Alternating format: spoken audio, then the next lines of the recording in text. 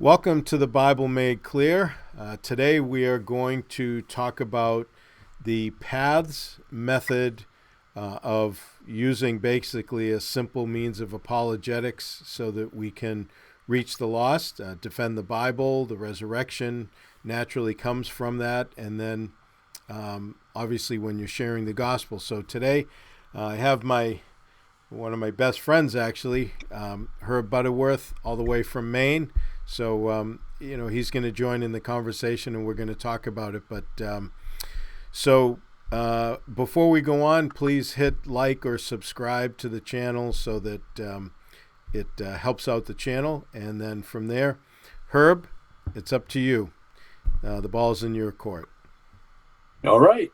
When I first looked at this, Scott, and I was looking it over, and it just struck me. This is a wonderful tool to have in the Christian's arsenal as far as presenting information and witnessing. It's also helpful for the individual as well, because, as we in our walk we gather all this information, but we don't really have a way of putting it together. We know the information, but how do you present it? And I think this paths method, I was pretty excited about it when I first looked at it, because it's a way of just putting things together and making it useful, not only personally, but as a way of, as I already said, as a way of witnessing and sharing the gospel with other people. It's great. And just the way that you put it together is it's wonderful. And it really structures things. Well, you know, um, I don't, I mean, honestly, I don't know how it actually came to be. I guess, I was listening to an interview and I thought,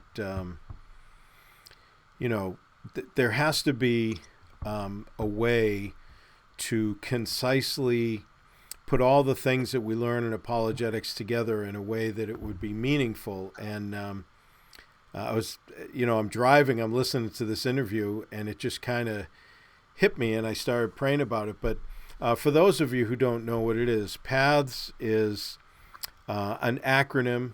The P is for predictive prophecy. The A is archaeology. The T is the transmission of documents. That is, whether it's Old or New Testament documents, the fact that they are transmitted or copied accurately. The T is historicity, the fact that those documents represent actual history. And then S is secular sources. There are sources outside the Bible that actually corroborate the biblical story. So that's an easy way. Now, honestly, as fast as I kind of rattled that off, if somebody had asked me, well, why do you believe the Bible? Which I've had people ask me over the last 40 years I've been a Christian. I've been able to maybe pick certain aspects of some of those. But quite frankly, early on in my Christian experience, I was a little bit lost as to, I'm trying to pick stuff out of the air. What do I remember, and how does it apply to them? But very simply, I can rifle through that literally in seconds. And then, if somebody says, "Well, yeah, but is there predictive prophecy that came true?" And then you can say, "Well, I got some great Old Testament examples, and then obviously the New Testament, especially fulfilling the claims of the Messiah that was to come, the Savior, the Christ." And so, there's anywhere you can go. Now, the more you become comfortable with the details under each of the letters, the easier it's going to be in a conversation to at least share some of the highlights of what you understand. However, you don't need to understand really much of anything initially, because if you're talking to somebody and they do ask you a question you don't know the answer to, it's very simple. You say, "Well, you know what? That's a great question. I'll get back to you on that." So, but at least you have a starting point. And, Herb, we had talked some weeks back. We did an interview where you were concerned about the Bible and how people have misunderstandings about it. And, one of the things that you were mentioning was the fact that, you want to be able to start with the Bible, because so much of apologetics is really kind of trying to train somebody to think properly so they understand the concept of truth, and then going down that road, right? The truth is knowable, the opposite of true is false, there's only a theistic God, right? Miracles are possible, and so you work your way into the Bible, but sometimes we don't get there. Like, it's too long of a path to get there, and you wanted to start with the Bible and felt that there was a legitimate way to do that, and this does that for you, though. This is very beneficial. I think that myself and probably most people would think that the path that they came on is the one that's in their mind. It comes to the forefront for each individual.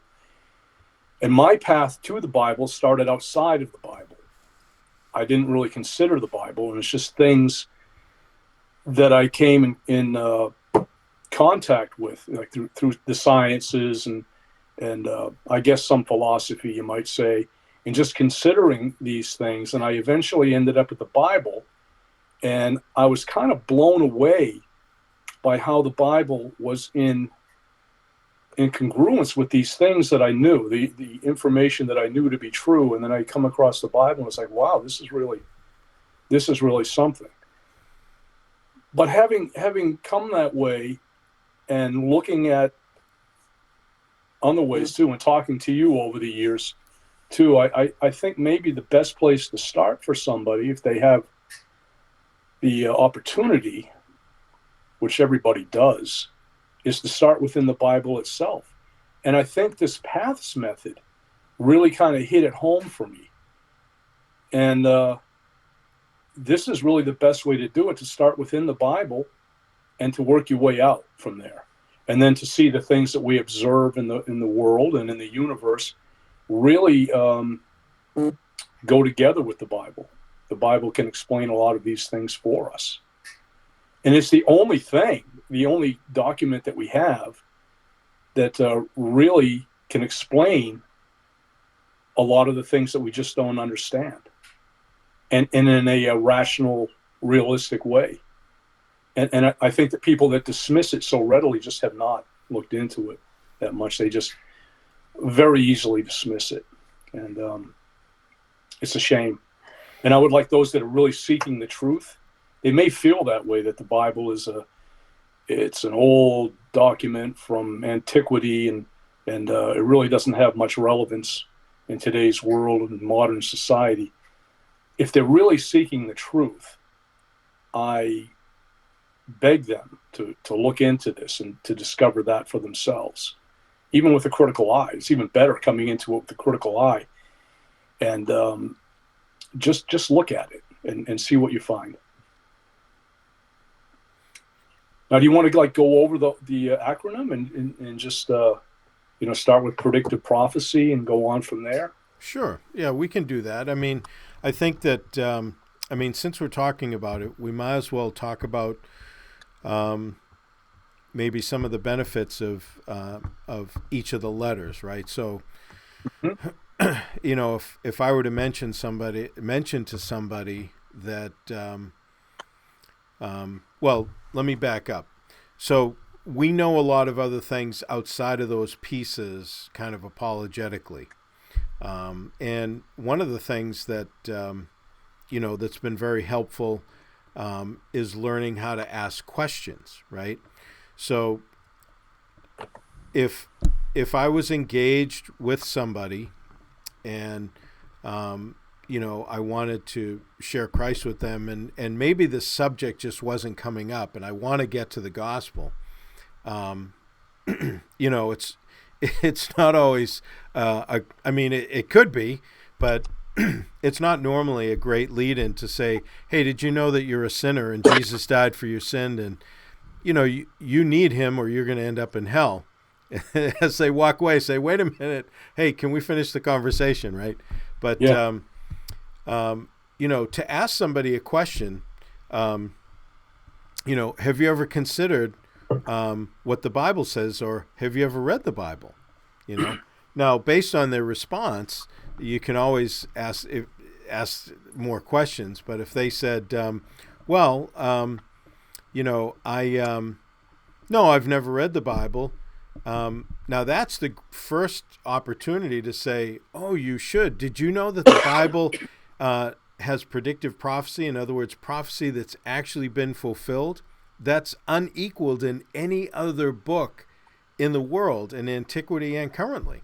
Like there's no other book on the planet that has ever enjoyed predictive prophecy that has come true, and and you're able to historically verify it too, right? So under the P for predictive prophecy, now I took some examples in the initial presentation. You know, like the example of Israel in the Old Testament, the fact that they would, end up in Babylon. That was predicted. They know that it was predicted ahead of time. It ended up happening, and then that they would return to their own land, and they ended up returning to their own land. And again, we could go through and create some more detailed, if people want that, detailed information and actually walk through the verses to educate them on in future videos. But under predictive prophecy in the Old Testament, there's a lot of different things. And I think that, if you just basically divide it out, you not only have the Bible predicting, Israel's future and things happening with Israel that are historically verifiable along with the Exodus and everything else, but you also have the Gentile nations. From Daniel chapter 2, you got this pagan king that we know existed, Nebuchadnezzar. He ends up having a dream, and then it's so accurate, right? With the head of gold and the chest and arms of silver, stomach and thighs of brass, and the legs and feet of iron, and then the toes iron and clay together. It's so accurate to the Babylonian Empire, the Medo-Persian Empire, who took over from Babylon, and then the Grecian Empire with Alexander the Great, then the Roman Empire, and eventually we're seeing the the stage setting for a resurgence of the Roman Empire in a 10-division kingdom or confederacy at this point. But as we look at that, it's so accurate to history that liberal theologians have tried to say that it was all written after those events. Now, the problem with that is that it's in the Septuagint version of the Old Testament, which is 250 to 300 BC, and it's also in the Hebrew version that was written before, and it's a little tough to write it ahead of time and then say, well, it wasn't written by it was written by somebody else, not Daniel in 600, but somebody else, after the events, because nobody could actually know the events that perfectly. But that is the great, not just the benefit, but the tremendous evidence of predictive prophecy and God being able to be outside of time, seeing time, knowing what it's going to be, and then telling his prophet, and then he writes it. I just don't know how can you can't just push that aside and say, well, I don't believe it. Well, that's fine. That's like saying, well, I don't believe in gravity, but that doesn't make it go away. It's still an actual fact. And then on top of that, obviously the many prophecies of Christ, the real thing is like, which ones do you choose? So for the video and for the document, that PDF that I send out to anybody that's looking for it at this point, and also I just actually put it up. It's on our church webpage, calvarychapelboston.com, the link to the video, as well as the video series, as well as a link to download that document if anybody wants it. But you start going through, and even though Peter Stoner's Science Speaks book is so old, it's out of the 50s, but he did the labor, and it's not going to change. The statistics are not going to change. the reality is there's only so many people that's been born up until the time of Christ, and really there's only so many people that even had the potential to be born in Bethlehem, where the Messiah would come from. So, what I try to help, like the high school students that I teach, help them understand the difficulty of making predictions actually happen. For example, so we're here in Rockland, Mass, right? So I say, imagine if I said, it's going to rain today. Well, you get a 50-50 shot, right? I mean, at that point, I guess I'm doing about as good as the meteorologist, right? So, but then I say, well, it's going to rain between 1 and 2 o'clock. Well, I'm getting pretty specific now. And then I say, it's going to rain in Rockland, but it's not going to rain in Hanover, right, where you used to live, the next town over. Well, every time you add some other facet and criteria for that event to be fulfilled, it becomes exponentially difficult for it to actually happen.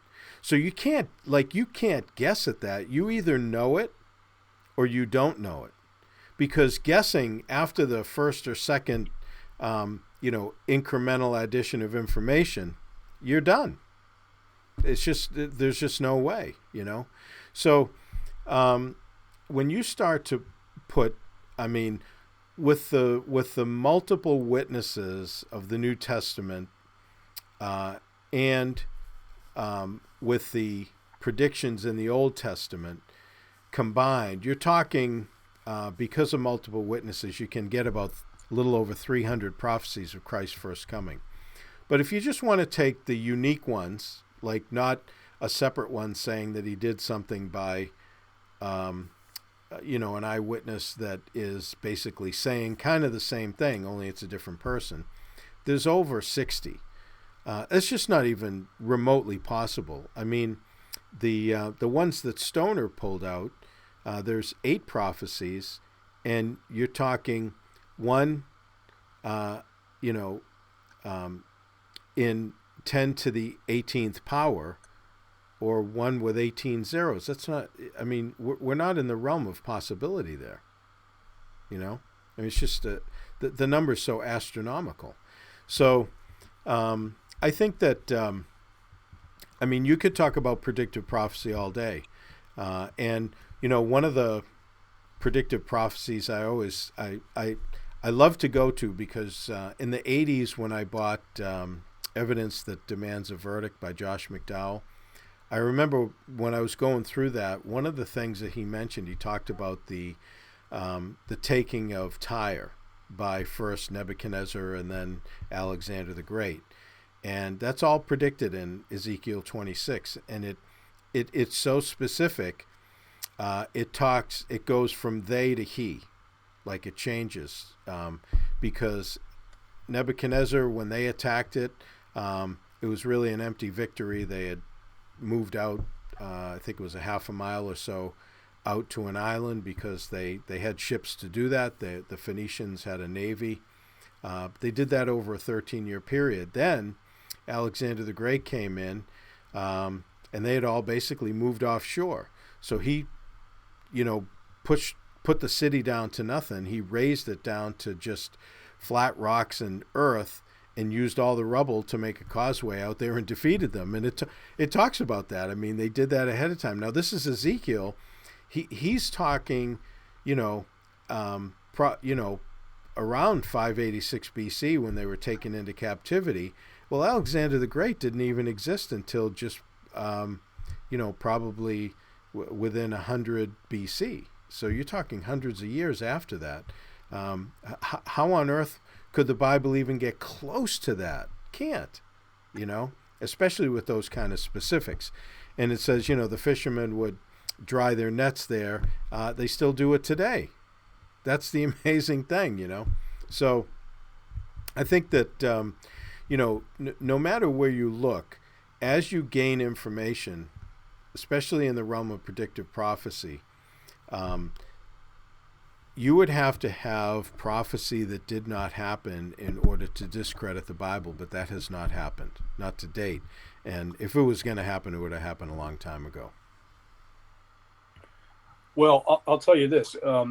As far as predictive prophecy goes, you're exactly right. It's the specifics in the prophecy that have been fulfilled that are just really mind-blowing. This is not a Nostradamus thing where he vaguely gives some event happening in the future that you could roughly correlate it to what he predicted it to be. This is very specific, and we have things as far as the crucifixion and many other things as well that are very specific, and some of the things that you touched on, to the point where you'd have to say it's impossible. If this was not inspired, if this is not the word of God, this just couldn't be. Nobody could do these things. It's just too specific. And I think it's to the point where skeptics look at this, and those that are not seeking the truth, that have a desire for the Bible to be wrong, have just come up with some incredible things. Like, I remember I was telling you this not too long ago.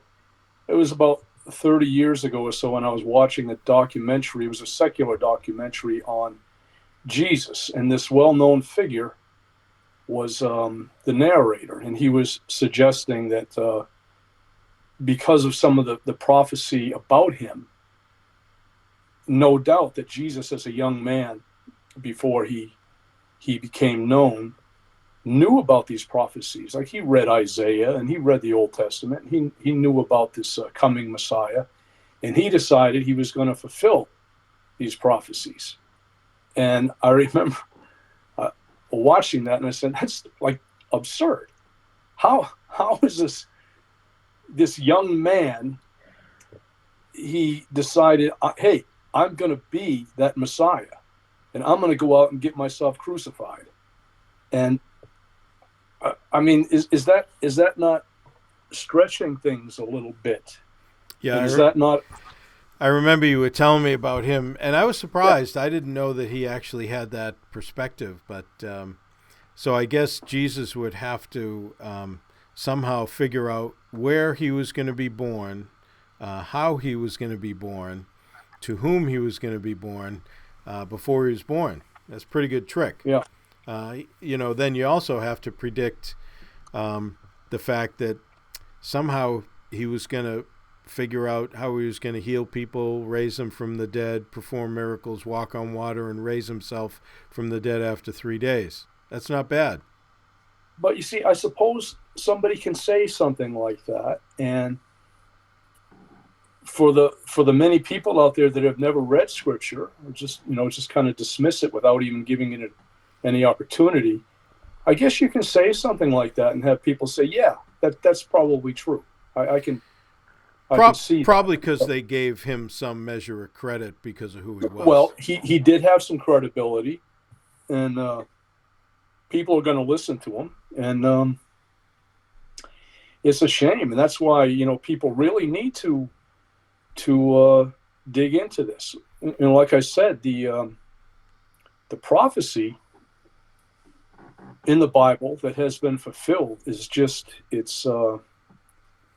it's incredible, and to deny it, to me, I would equate it to looking at DNA and its complexity and saying, "Oh, this is the result of evolution."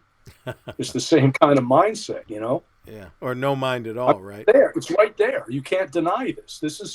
This was written hundreds of years, if not a couple thousand years before the fact, and this has all been documented that this is so, and then these events happen. I mean, how can that be? And as you said, what the likelihood is, 10 times 10 to the 18th or something like that? Yeah, 1 in 10 to the 18th power. So yeah. 1 with 1 with 18 zeros, right? Yeah. So, I mean, it's not mathematically possible. Either looking at the prophecies specifically to Jesus, or just the number of prophecies in the Old Testament in general that actually came true. I mean, you just can't have continual predictions. And again, you're getting predictions from different writers prophets, if you will, in the Old Testament over a span of time that, I mean, if you're talking roughly a 1400, 1500 year span, that's a large span of time. These guys didn't know each other. Some of them may have, like some of the minor prophets, Micah was a contemporary of Isaiah or something like that. But, they didn't, it wasn't like they were all passing notes, okay? Most of them were mistreated. There was Yeah. no, I think we have a tendency to read the Old Testament and we look at the prophets. I mean, I've been reading through in my devotional time Jeremiah, and every time Jeremiah gives prophecy and stuff, I mean, he's in trouble. They're putting him in prison. They put him in the stocks. I mean, this is not beneficial to him. And at one point, he cries out and he says, "Lord, like they keep like abusing me. That's it. I'm not going to say anything else." And then he says, "But I can't keep my mouth shut. God's word burns within me. I have to tell the people." And but yet he ended up being odd man out and was mistreated, slandered, abused, and everything else. And that's not a benefit. So when you look at the prophets, it wasn't like the prophets enjoyed like this celebrity status. We have a tendency to look at them like that today because we appreciate them and we appreciate their faithfulness. But I mean, Amos, he was a fig picker from Tekoa. He was sent up north during the divided kingdom. They basically said, "Go home, make some money down there prophesying," because again, all the false prophets up in the northern kingdom, they prophesied for money. I guess not much has changed, right? But well, an important thing that you just said, and I don't want to take this in another direction, but you mentioned that these prophets over time, the Bible is a bunch of books that was put together by many different men over thousands of years. These guys did not know each other. Right. And over all of this time, there was no social media back then. They didn't have any contact with one another. And then certainly there were, at least hundreds of years between them.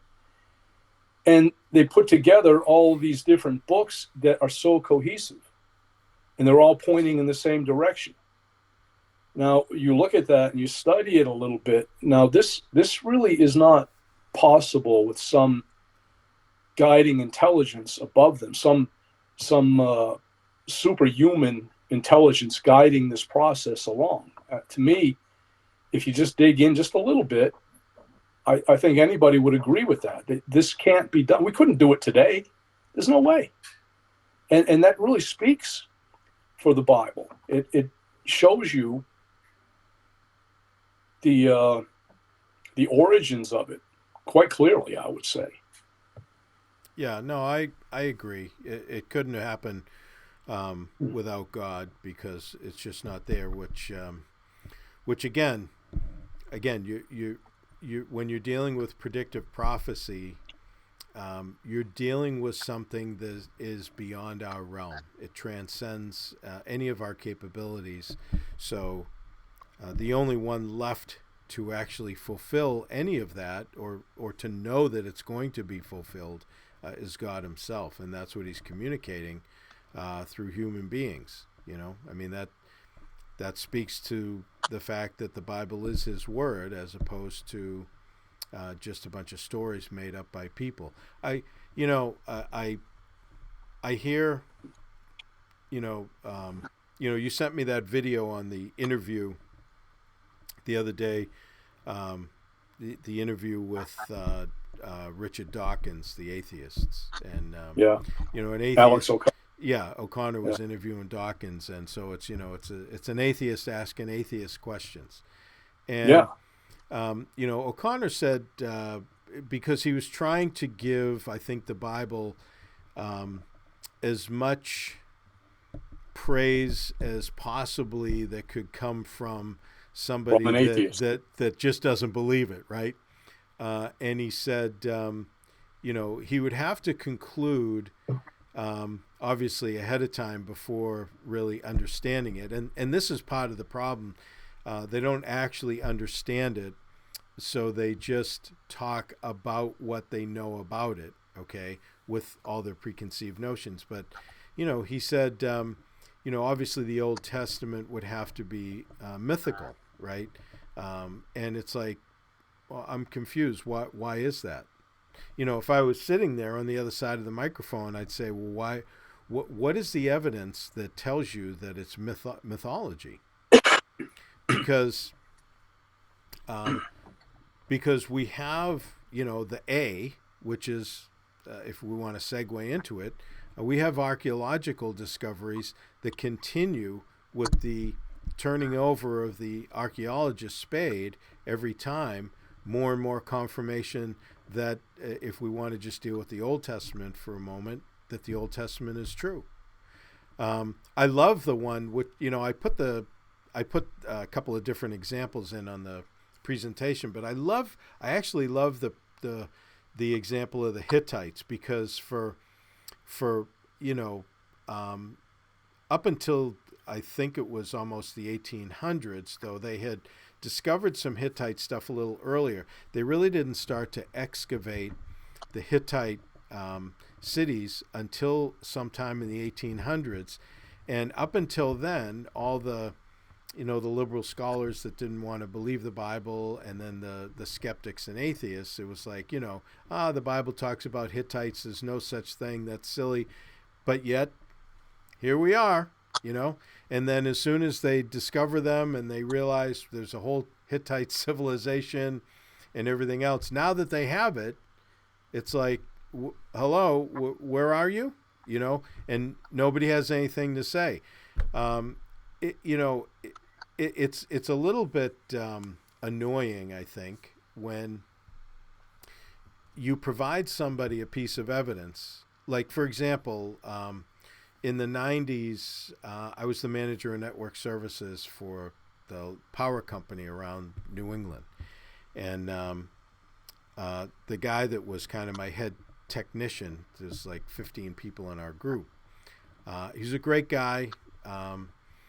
He was really my first kind of go-to guy. Very, very smart guy. He's a young man, and probably at the time, maybe in his early 30s at the most. And he was an atheist. And so, I talked to him all the time and try to share different things with him. But I asked him one day, I said, Eric, I want to know why you don't believe the Bible. Not just because I'm your boss and I'll fire you. No, I mean, we had a good relationship. But I said, what is your issue? He said, I'll tell you what my issue is. He said, my issue is Noah's Ark. I said, what about it? He said, it's not possible for Noah to have had all those animals. I said, well, wait a minute. If you're talking species, he didn't have all the species. I said he had the families that make up the species. Species are a subdivision of particular, a family of animals. Like, he didn't need every single kind of dog. There were no poodles on the ark, right? He just needed the dog family, probably wolves or whatever, that had the full genetic picture on them, right? All the genes, and then after that, when they get off, they could start their multiplication, and then, the genetic pool would start to divide as they spread out. But be that as it may, his issue specifically was koala bears and panda bears, because they had a special diet of eucalyptus leaves. It was right around that time, and there wasn't a ton of stuff on the internet. It was still kind of building in the early 90s. And it was right around that time that this guy, Woodmore, wrote a book called A Feasibility Study of the Survivability of Animals on the Ark. So chapter 13 dealt with those two animals specifically. The panda bear, I still got the book over on my shelf here, panda bear and the koala bear. And what this guy did, he went around and he gathered clinical data from studies that scientists did around the world,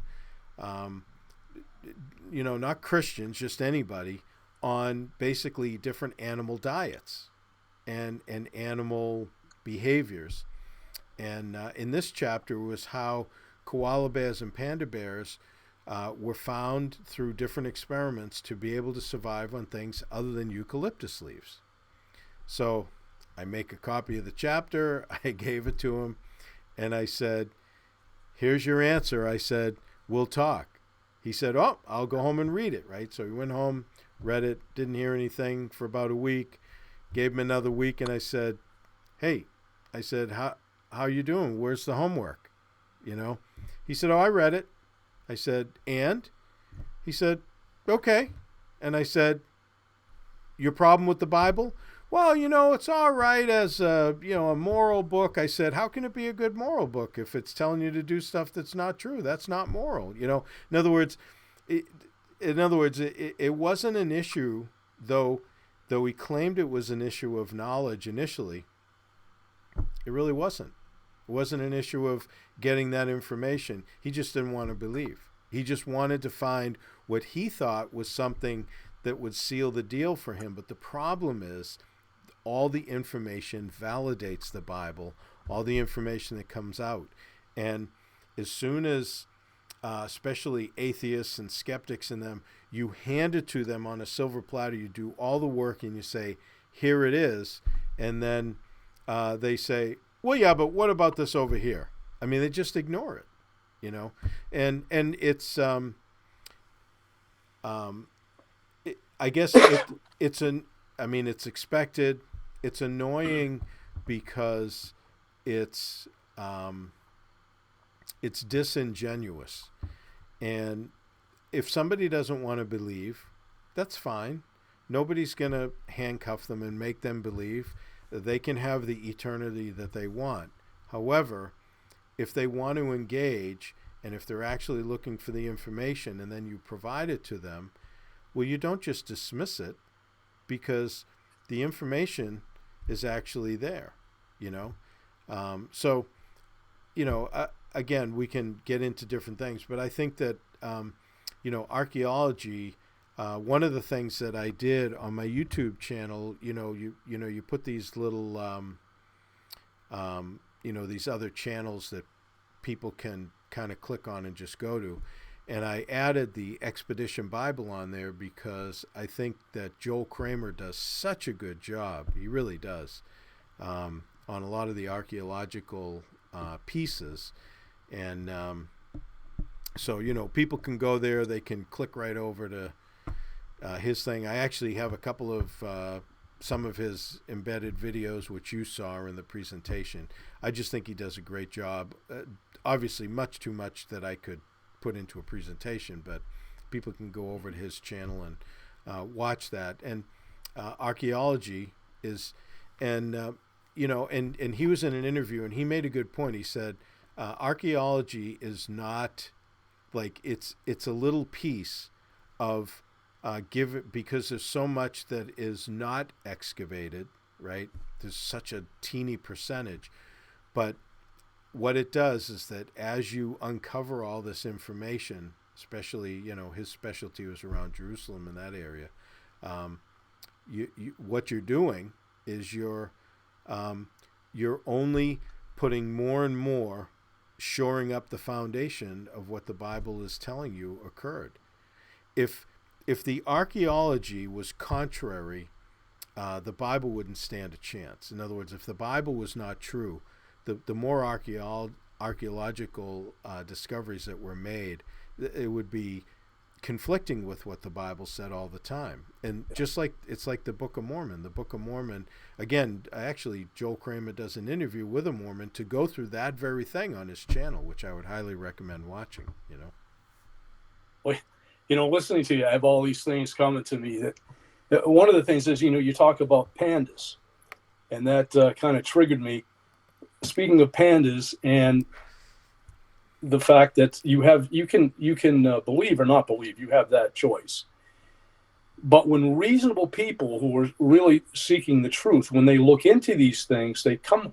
I don't know of any instance where I knew of somebody who was a very reasonable person who didn't come up with ridiculous reasons to reject the Bible. I don't know of any of them that have come away as skeptics. And a great example of that, again, speaking of pandas, is a guy named Dean Kenyon. I know I've spoken to you of him at some point.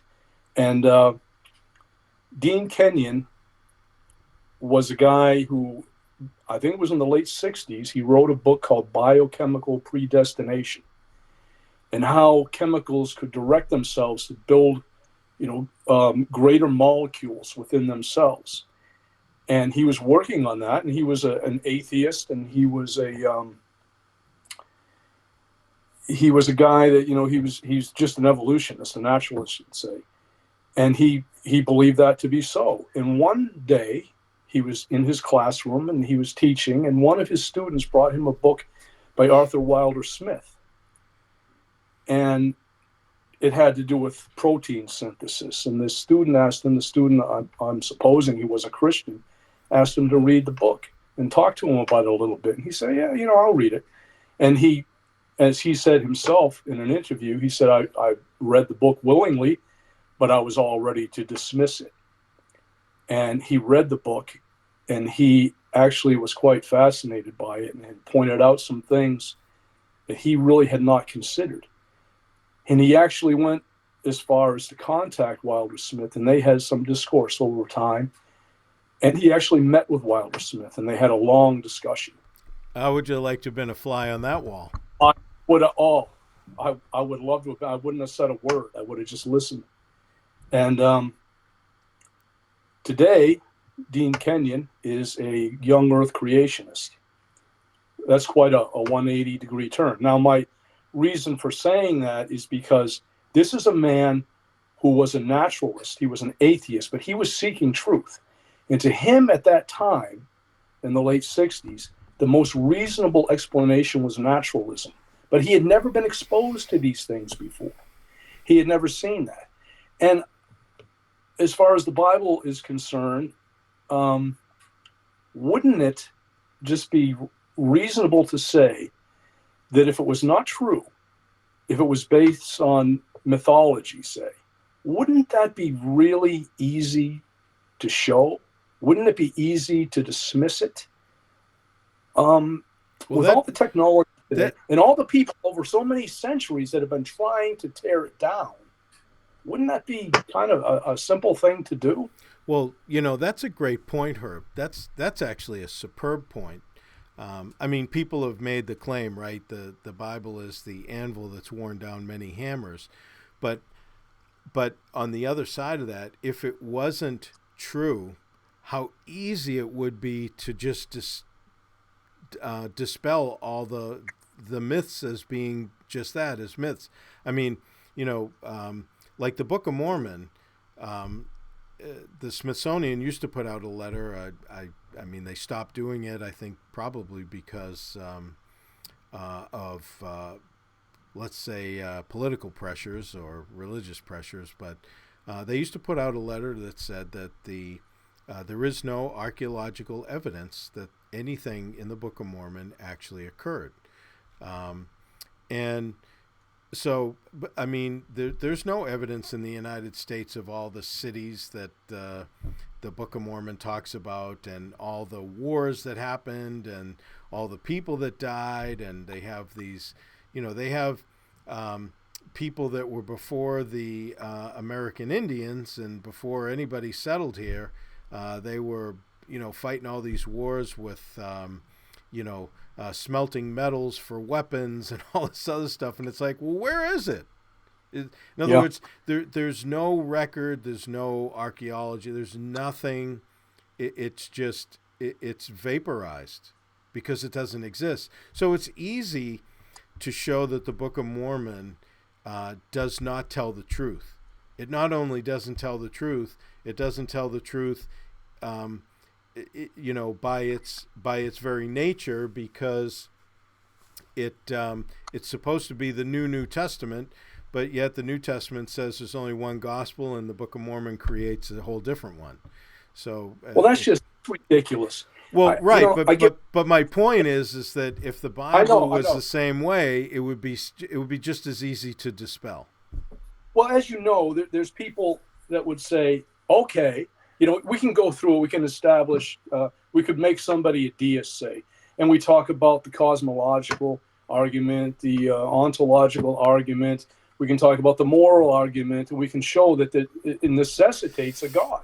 It absolutely does. So, okay, so you're a deist, but then the deist would say, well, why would anybody become a Christian, let's say, over a Mormon or a Buddhist or uh, paths? Right. And Yeah. so, what kind of information do you have that would suggest to me that it would be a logical conclusion to say that Buddhism is true?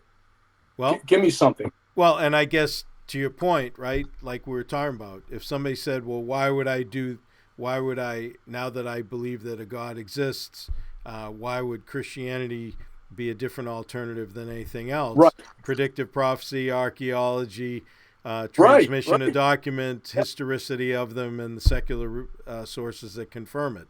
Well, Yeah, yeah, and so in 10 seconds you get personally, an answer. I've gone through all this stuff. Not that helps anybody else. I can't just say, "Oh, I've done this." Believe me, you just can take my word for it. I've gone through all of this. But as you know, I'm a believer in the scientific method.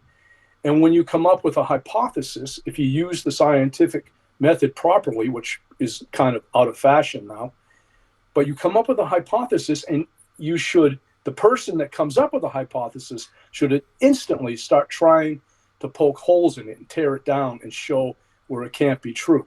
If your hypothesis holds up, then you might have something there. I've done this same method with a lot of different things. I've done it with, and I continue to do it with the Bible. I mean, I don't really need that anymore. But when there's claims made by the Bible, I look, can I punch holes in this? And well, as you know, I've done it with you before. Yep. And I want to look at it from all angles. And when I say, and I made up my mind, and I specifically remember it, I was about 22 years old, and I said, if I say that I believe in God, I'm going to mean that I believe in God. I'm not going to just say it because it's the thing to say, or I want to know. And I remember that I was at my wit's end, and I'm not going to say I'm a Christian. I'm not going to say I believe in God unless I really, really do. Well, I can tell you today that I believe in God, and I believe every word of the Bible is true. And Well, I say that very confidently. well, I know, and you're definitely kind of old and crotchety and stubborn, so you have to be convinced. Yeah, Yeah. yeah. Oh, Uh, I don't deny that. I'm a Thomas. I identify with Thomas. I feel for the guy. well, that's why I like bouncing things off you because Yeah. you're a straight shooter on that. So if we move from archaeology into transmission of documents, right? The interesting thing is that there are so many. I mean, if we deal with the New Testament, there are so many. Probably. I mean, the average number they talk about is 5,800 Greek manuscripts, and again, those aren't complete Bibles. They're just fragments. Paul's letters, Gospels, or whatever, and they spread throughout a large geography. The key to understanding the transmission of documents in a nutshell is that you have a ton of documents that go up to probably the 10th century. Now you say, well, a lot of those are late. Well, that's true, but the same reflection of what they were copied from is also reflected much earlier back into the 2nd century and sometimes even down to the 1st. So there's the bottom line is that these were copied and they were distributed all over Judea, Asia Minor, the Turkey area, over into Europe, and then down into North Africa. And there wasn't computers. You couldn't hit the backspace. There was there was no there was no way to like trace them in those days. They were just copying them and handing them out. And the reason there's so many copying errors is because they had so many people copying them. I mean, they were trying to get them out to churches. Paul would send a letter, and then they'd take it and they'd make copies and send it out to others, and then they'd take copies and send it out to others. And they didn't have like Webster's dictionary to make sure that everybody was spelling words exactly the same. And so, if you're one letter off or transpose a letter or something like that in the copy, well, that's an error. But the good thing is that these errors, none of them change what is said. And I go through this in some detail in the reliability of the New Testament in the playlist for the Apologetics on the channel. But in doing that, there isn't any, when we talk about errors or variances, which are really the same thing, there's nothing that affects like 99+% of all the documents are telling you the same thing, even though they have variances in maybe the grammar or the spelling or word placement or whatever. And but in saying that, God distributed to the entire church the New Testament. Are there copying errors in it? Absolutely. Do we have the originals? No, we don't. But we know what the originals said, other than maybe a couple of verses in their exact phrasing that, we may not be sure of, but it doesn't really affect anything. It doesn't affect what I believe or anything. It's not saying, oh, here we are, we get all the verses that say Jesus isn't God and things. No, nothing like that. And so, what we believe and what the Bible really teaches is really not affected by those errors. I think the errors are a great benefit because they're like postage stamps. They tell you kind of the train of, distribution of where some of the errors went to and everything else. But the bottom line is, and even people that don't believe the Bible, that understand the transmission of manuscripts, realize that the manuscripts were copied accurately. That I don't think that anybody in the realm, even the people that don't believe it, anybody within the realm of manuscript study would say that, well, they weren't transmitted properly. So in that sense, the documents are copied correctly. When you get to the historicity, and again, we could dig down on that, but when you get to the historicity, then the question is, well, okay, so they're all copied right, but are they telling us the truth? And that's where you need to look at internal and external evidence, because the corroboration of historicity comes from internal evidence based on what the writers said occurred, and then the external evidence based on secular sources. Okay. Now, obviously, within the secular sources, you can have archaeology that confirms that and everything else. But the internal confirmation for historicity is is like what was written about the figures, especially when you deal with the New Testament, about Jesus and the apostles and everything else. I mean, you certainly wouldn't write the things that they wrote if you were trying to promote a religion that things didn't actually happen the way they did. I mean, it's obvious with the bumbling of the apostles and the faithlessness of them at times, their misunderstanding of Jesus, Jesus' own brothers not believing in him, his family misunderstanding him, all the different things that, I mean, he's called a glutton and a wine bibber, and, all these things combined. Like, why would you put that stuff into a document if you're trying to promote this guy? I mean, it makes him sound as though he picked a bunch of buffoons to follow him, I mean, these guys should be like, the A team, and they're like the Z team, and then the people that are going to like tell everybody that the resurrection actually occurred as the women, because the guys that are supposed to be the A team, they're all behind locked doors afraid. And I mean, everything is upside down. Like, none of this makes any sense if you're trying to just manufacture a story. But I want to... Well, go ahead. It gives it credibility, as you say, like, transmission of documents and the errors that are found actually give it more credibility. We're talking about a period here, a misspelling there, but everything conveys the same message. And, it's along the same lines as like what Lee Strobel pointed out. If you were in a trial and you took these gospels and you compared them to one another, it's true that the gospels don't all say the same thing. They do, in the sense that they're all telling the same story. Everything matches up and they do not contradict one another. However, they tell it a little bit different. Now, that you can't look at that and say, well, they're not saying it the same thing. As we talked about before, the one angel at the tomb or two angels at the tomb, they're saying there was an angel at the tomb. Where there's one, there may have been 1,000. They're just pointing out that there was an angel at the tomb.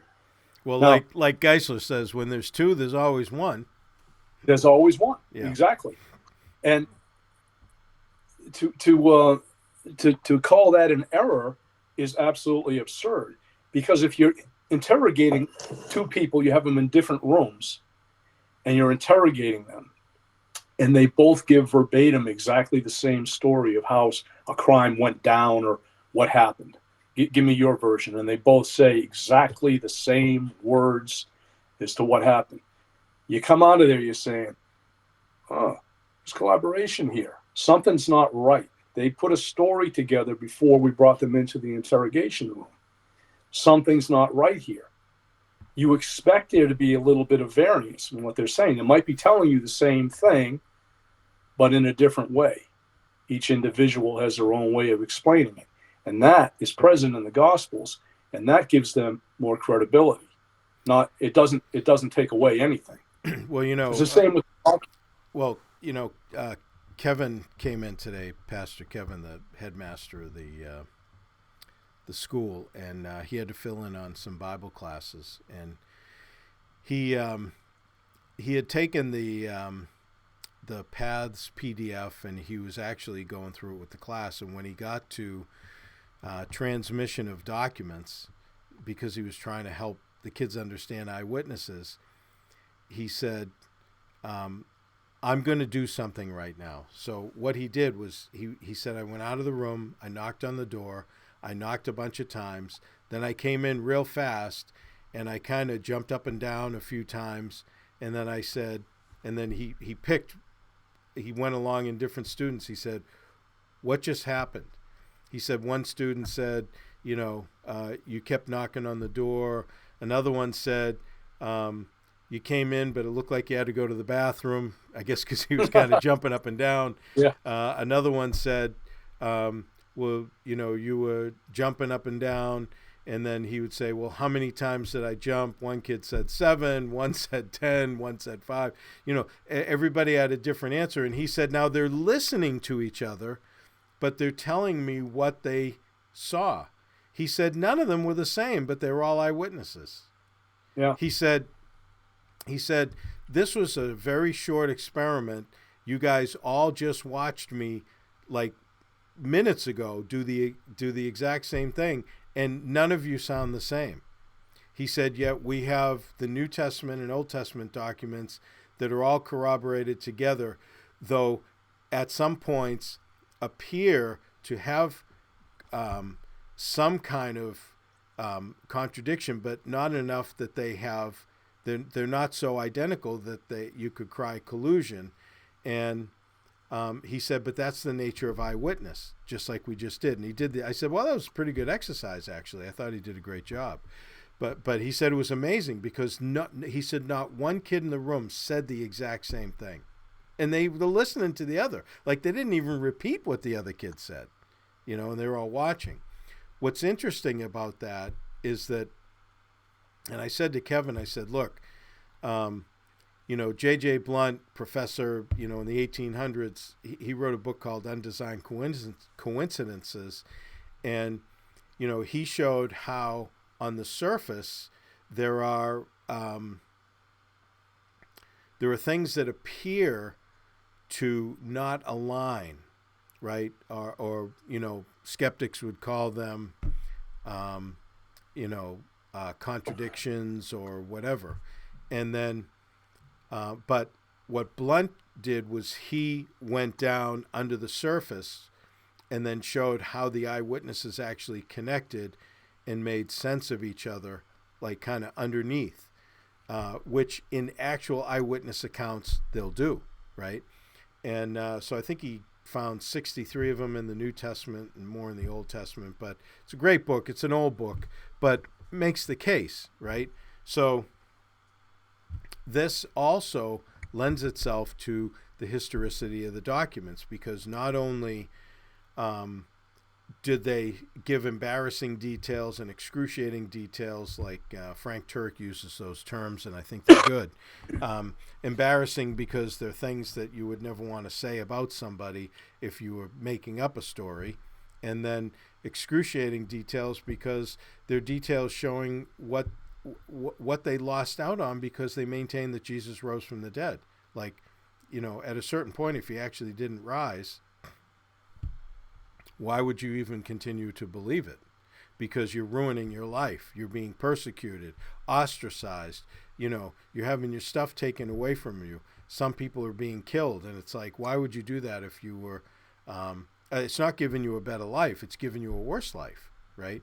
So there's no motivation to it. You actually have motivation to the opposite. But yet they maintain that Jesus rose from the dead and that they saw him. So... Blunt does a really good job and adds to the historicity in that. And let's face it, if the Romans had the body, they would have presented it. If the Jews had the body, they would have presented it.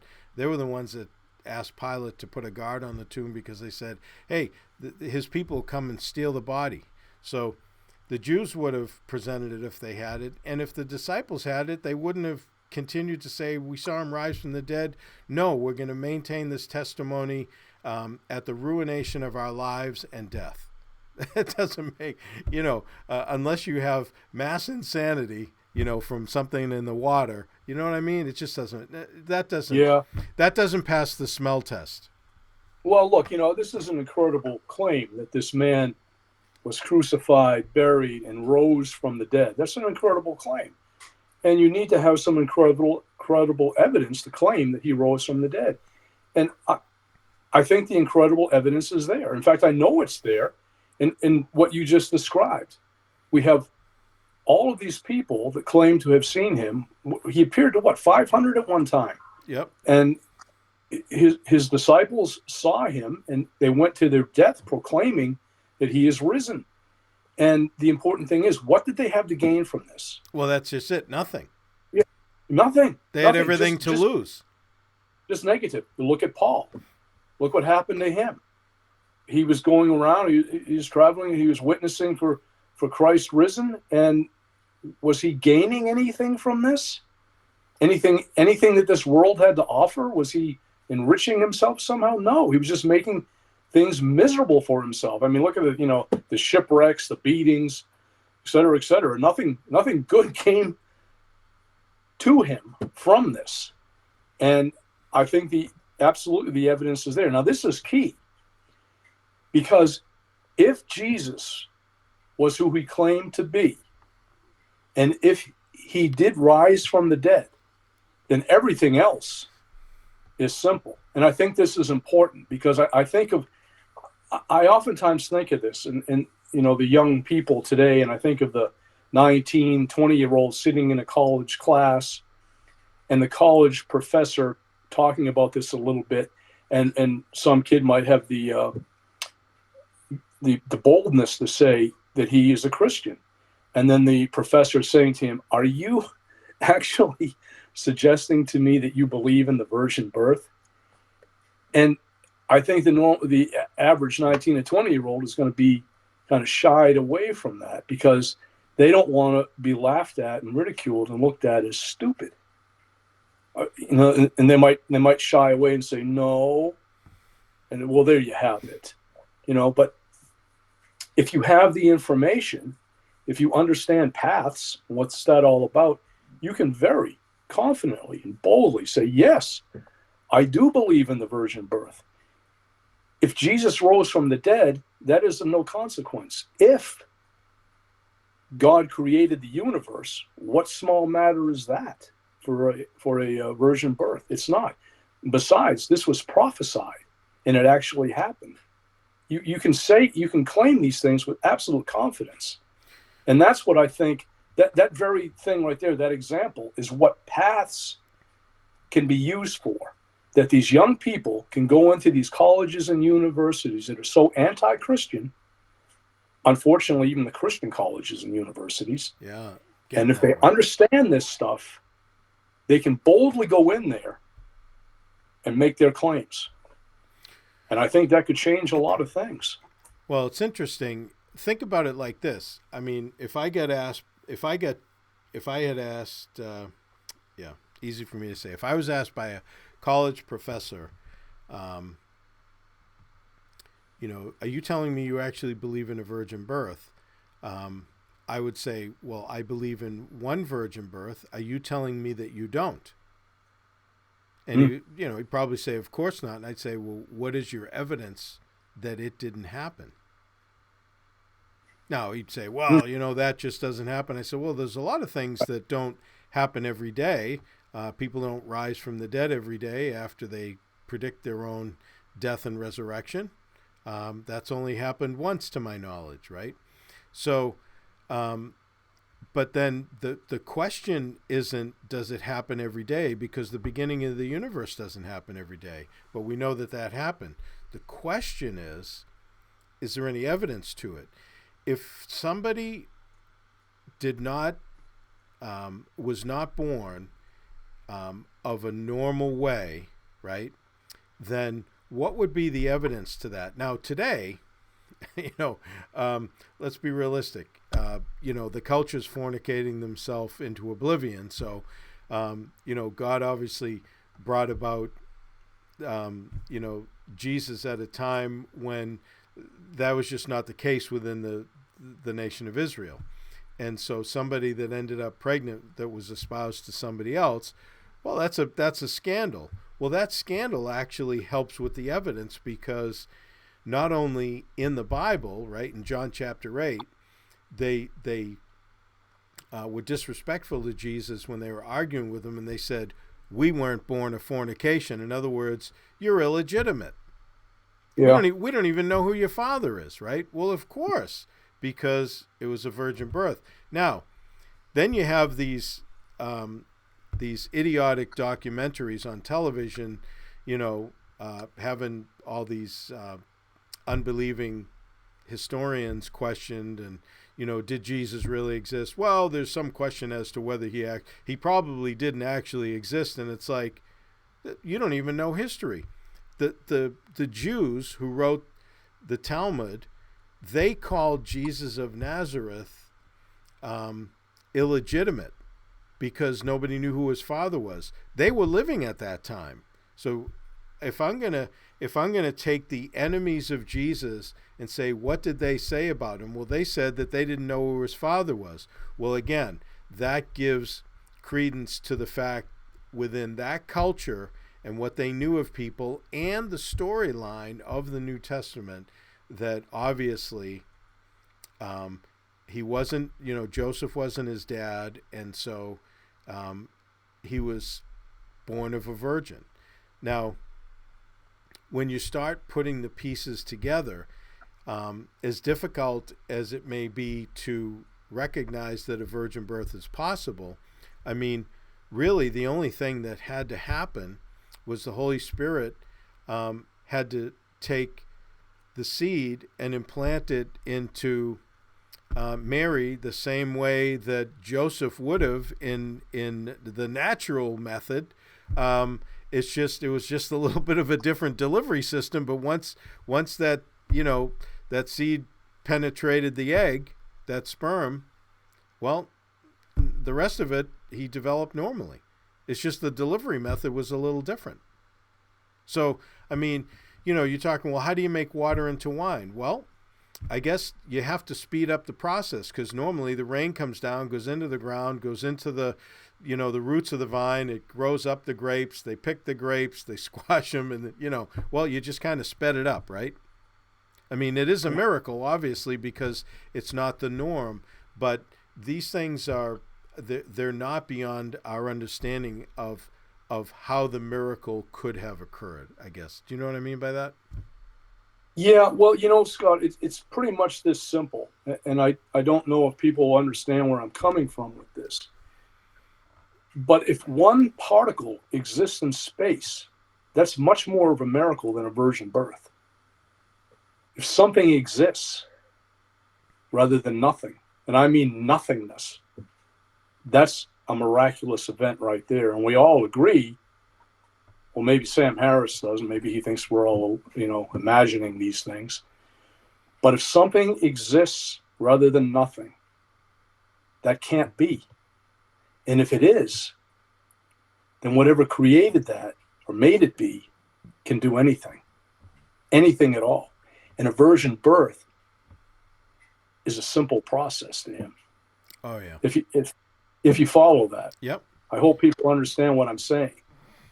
I mean, for something, I don't want to go off on a big tangent here. I could go on for hours about this, but if something exists, it cannot be eternal without something that caused it to exist.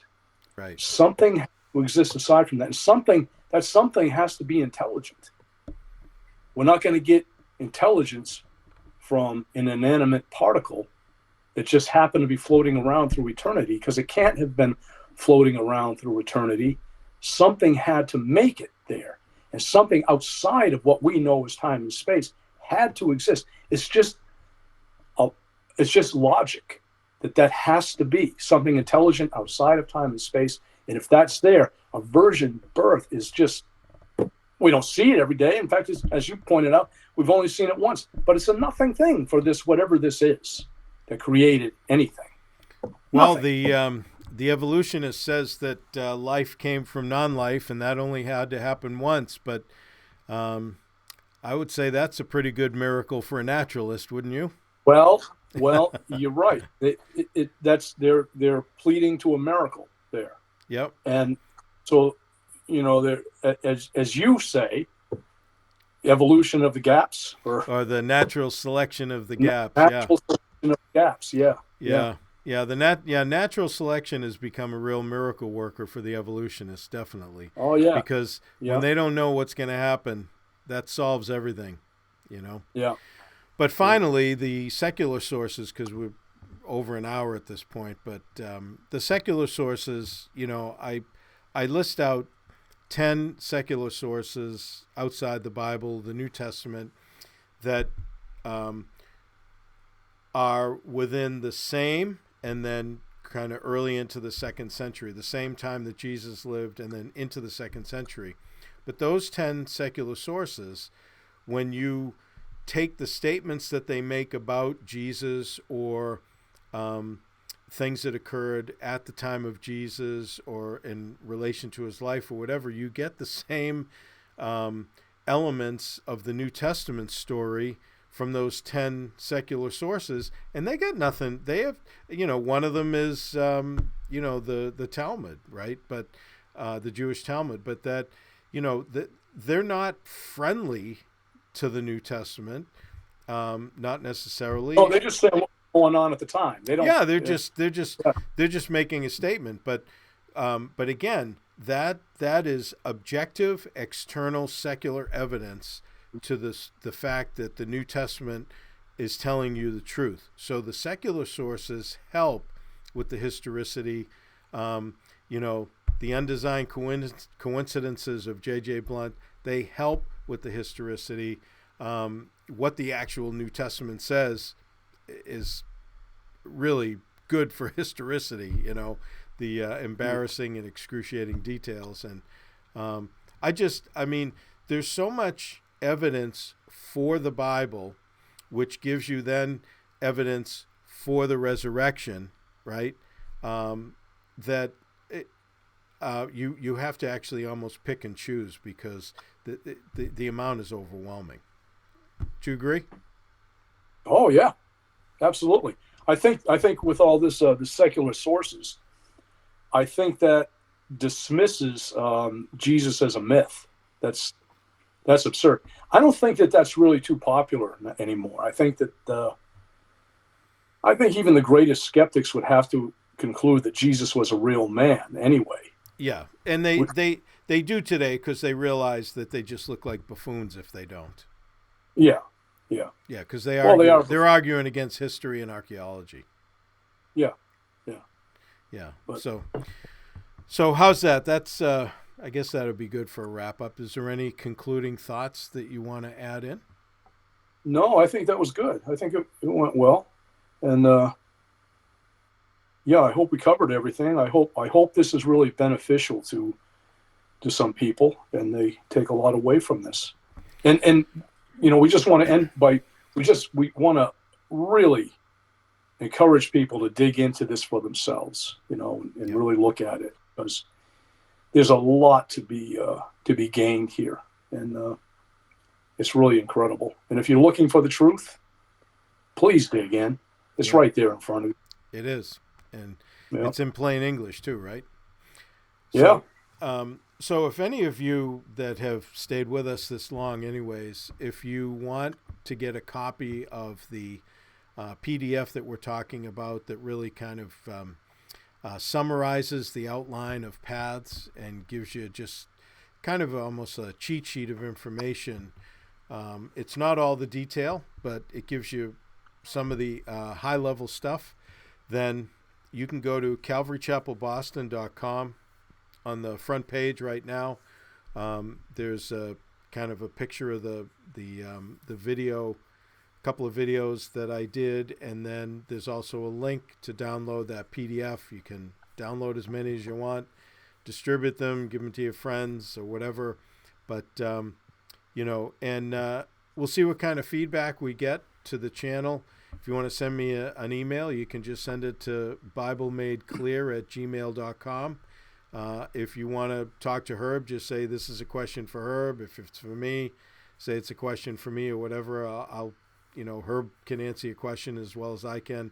And so if you want to see anything more in detail, please let us know. We'll try to do what we can to provide anything that you have a need for. If there's particular evidences that you want to dig into, or solutions or things in the Bible that you think, hey, I'm being asked this question and I need some help on it, or people are challenging me. I'm at college, which I get from time to time, kids at college. Hey, I have this, this teacher or this other kid in class, and they keep saying this, and that, can you help me out? We'd be happy to do that. So until next time, look, I think what Herb is telling you is important. You need to dig in. The best way to defend the Bible, quite honestly, is to know the Bible first, so that you know your way around it. So make sure you're studying your way through it. Don't just hop around. Read it verse by verse, book by book, so that you can learn the context of each book. I have some overviews on my channel if you find those helpful to you. But we try to give you as much straightforward information as we can, theologically, biblically, and so that you can kind of escalate your learning. And so until next time, may God richly bless you as you continue to study His Word.